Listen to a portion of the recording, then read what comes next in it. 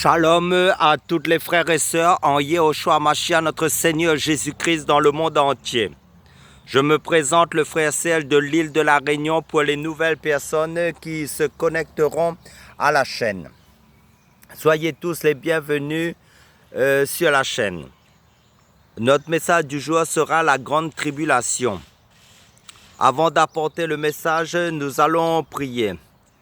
Père, dans le nom puissant du Seigneur Jésus-Christ, nous te bénissons, nous te louons, nous te glorifions, Papa. Dans le nom puissant du Seigneur Jésus-Christ, merci pour l'œuvre de la croix de ton Fils Jésus-Christ. Merci de nous conduire par ton Saint-Esprit dans ton message pour notre édification, notre construction en Yehoshua HaMashiach, pour demeurer ferme dans la foi en Jésus-Christ jusqu'à la fin. Amen. Alléluia. Comme je l'ai dit, nous allons partager sur la grande tribulation. Amen. Prenons le livre de Daniel chapitre 9 à partir du verset 24 à 27. En fait, nous allons lire le passage des 70 semaines. Donc 70 semaines selon ma version de Bible de Yehoshua HaMashiach. 70 semaines ont été déterminées sur ton peuple. Là c'est Dieu qui parle à Daniel.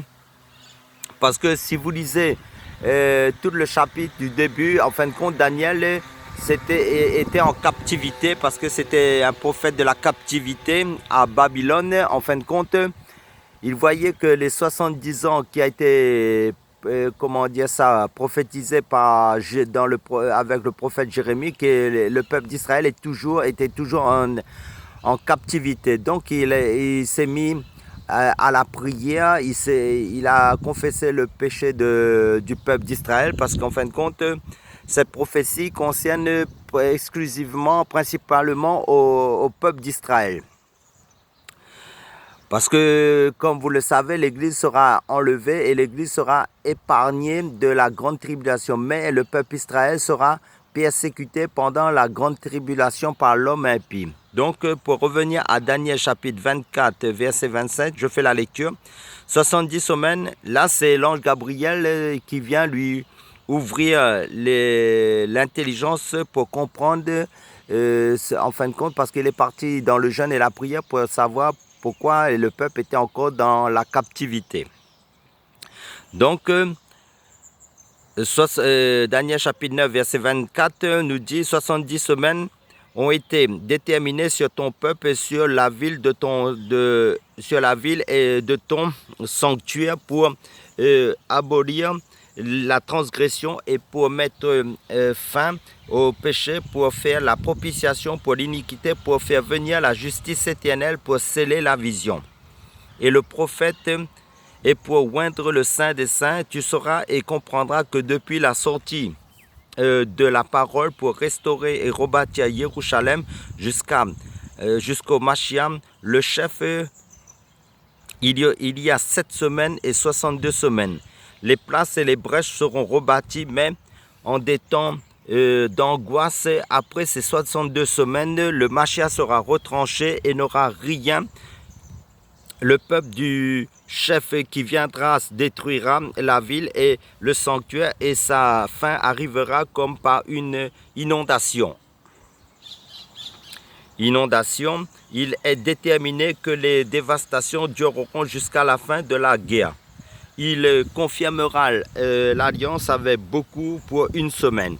Et à la moitié de la semaine, il fera cesser le sacrifice sous l'aile sera l'abomination de la désolation jusqu'à ce que l'achèvement décrété, la désolation se déverse. Amen. Là, nous sommes dans Daniel chapitre 9 à partir du verset 24 à 27 que j'ai fait la lecture. Donc, l'ange Gabriel, si vous lisez tout le chapitre, vous verrez qu'en fin de compte, l'ange Gabriel vient ouvrir les yeux l'intelligence de Daniel pour comprendre dans sa recherche, dans la prière, parce qu'il est parti creuser dans la prière et le jeûne pour savoir pourquoi le peuple était toujours dans la captivité, que cela persistait. Alors que Daniel reçoit, comment dire ça, de la part de l'ange Gabriel, ce passage-là, pour comprendre en fait. Et en fin de compte, c'est 70 semaines, en fin de compte, est sous-divisé en 3 parties. Ce qu'il faut comprendre, il y a, comme c'est dit, il y a 7 semaines et 62 semaines. Et après les 62 semaines, comme il est dit, en fin de compte, le Machia, là, concernant le Jésus-Christ, le Machia sera retranché par le sacrifice, parce que c'est la crucifixion, en fin de compte, de la croix. Et après, il reste encore une semaine. En fin de compte, c'est Dieu travaille en son temps. C'est ça qu'il faut comprendre, parce que si vous allez dans le livre d'Ézéchiel, chapitre 4, verset 6, pour comprendre les semaines, la signification, parce qu'en fin de compte, ce qu'il faut comprendre, c'est que, en fait,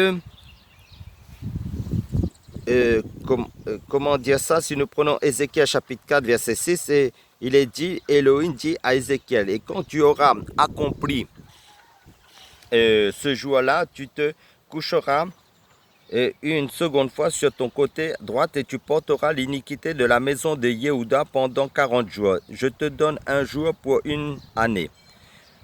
Un jour pour une année. Là, ce qu'il faut comprendre, que, en fin de compte, un an représente un jour, en fait.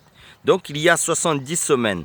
Donc, un jour égale un an. Si vous comptez, en fin de compte, comme c'est dit, il y a 7 semaines, donc 7 fois 7, ça fait 49 pour la première partie. Et la seconde, c'est 62 semaines fois 7, ça fait 434 années.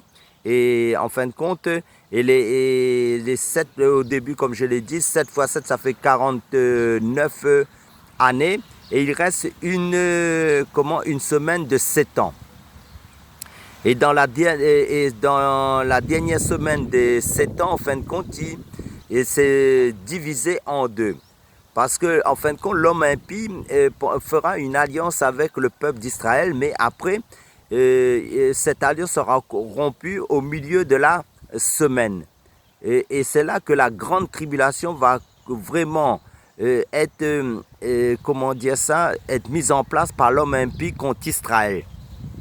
Israël sera persécuté et les personnes aussi qui vont rester, qui vont pas renier le Seigneur Jésus-Christ et qui accepteront le Seigneur Jésus-Christ en fin de compte comme leur sauveur Seigneur. Parce que l'homme impie voudra être adoré et en fait c'est ça qu'il faut comprendre.